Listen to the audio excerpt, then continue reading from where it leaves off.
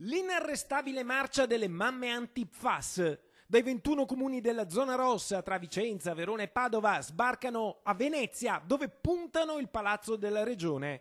Dopo i servizi di Rete Veneta, in cui hanno lanciato l'allarme e raccontato le loro paure, eccole nell'atrio dell'ufficio dell'assessore veneto alla sanità, Luca Coletto. Sono nervose coi loro cartelli mentre aspettano risposte chiare. In mano hanno una petizione con ben 400 firme e i risultati degli esami del sangue dei loro figli coi valori sballati.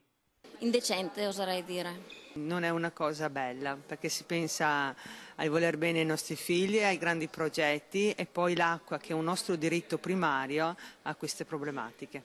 Se i nostri figli adesso hanno questi valori nel sangue, non vogliamo che li abbiano più. Abbiamo bisogno di una garanzia che i limiti diventino a zero, non più i limiti fissati. Mamme, meglio non farle arrabbiare, perché poi, quando si infuriano, sono guai. Sarà stato questo il pensiero dell'assessore Luca Coletto quando gli ha aperto la porta. Un incontro veloce in cui, senza tanti giri di parole, le mamme hanno chiesto trasparenza e verità su cosa abbiano bevuto i loro figli fino a ieri e preteso garanzie su quel che berranno da oggi in poi, con approvvigionamenti di acqua liberi da PFAS nelle scuole, nelle mense, nei luoghi pubblici e nelle case. E siamo stati i primi in Italia, lo sottolineo, ad affrontare questa emergenza, questo inquinamento anomalo di sostanze che non sono mai state classificate dal governo centrale. Lo stiamo facendo proprio per rassicurare e per dare il meglio che può dare la sanità veneta in questo ambito legato all'inquinamento.